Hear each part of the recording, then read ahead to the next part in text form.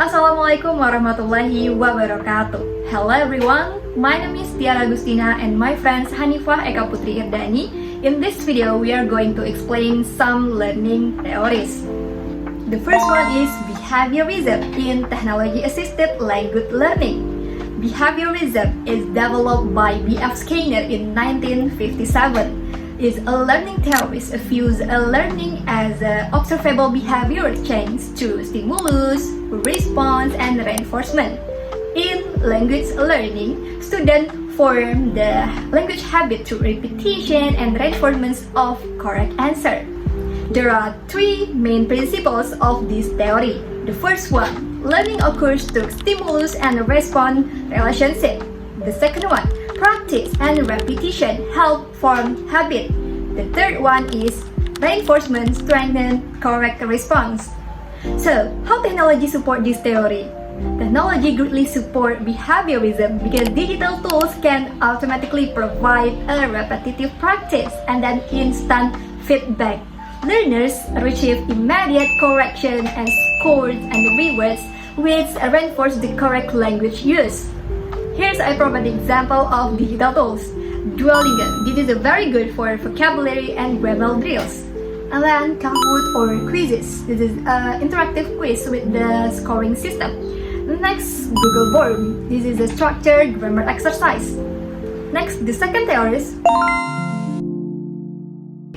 constructivism is a learning theory that proposed by Jean Piaget in 1970 and developed socially by Lev Vygotsky in 1978. This theory states that learners actively construct their own knowledge through experience, interaction, and reflection. In the language learning, students will understanding by using language in the meaningful context rather than simply memorizing rules. I highlight the three main principles of this theory. The first one is learning is active and student-centered. The second one is knowledge is upon the prior experience. The third one is exploratory and problem-solving deepen understanding. How technology support this theory? Digital technology support constructivism by providing exploration, collaboration, and creativity. Online platforms allow students to conduct a research, create a content, share ideas, and reflect on their learning. Technology changed the role of teacher from knowledge deliverers to facilitators. And here's the example of digital tools. For collaborative writing and peer feedback activities. For idea sharing and interactive discussion board. For creative language projects such as slide presentation or poster. For reflective and collaborative learning discussion. Okay, that's all what I can deliver. The next material will presented by my friends. Okay, thank you Tiara for the clear explanation. So now I would like to continue the presentation by explaining two more important topics. It's about socio-cultural theory in online collaborative language learning and second language acquisition or SLA and technology integration. Okay, so first, I will explain about socio-cultural theory in online collaborative language learning. So what is socio-cultural theory actually? So, social-cultural theory was developed by Lev Vygotsky. So this theory states that learning is fundamentally a social process. Cognitive development occurs through interaction with others, and language functions as a medicinal tool for thinking and communication.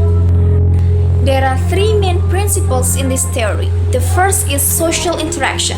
So learning happens when students communicate and collaborate with teachers or peers.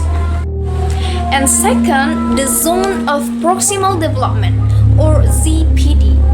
This refers to the gap between what learners can do independently and what they can achieve with guidance. Third is scaffolding, which means temporary support provided by teachers or peers until learners become independent. And then how technology supports the application of the theory. So, technology supports this theory by acting as a mediational tool that enables interaction in online environments. Digital platforms allow students to discuss ideas, collaborate on tasks, and retrieve feedback. So, this means social interactions, scaffolding, and ZPD can still occur even in virtual learning. For example, Zoom can support real-time discussion, Google Docs allow collaborative writing and also immediate feedback, and Padlet can be used for sharing ideas and peer interaction, and so on. And then let's talk about second language acquisition or SLA and teaching integration. So, second language acquisition refers to the process of learning a second or foreign language. One important scholar in this field is Stephen Krashen, who proposed the input hypothesis. So there are some main principles of SLA. The first one is comprehensible input. It means that learners acquire language when they receive input slightly above their current level.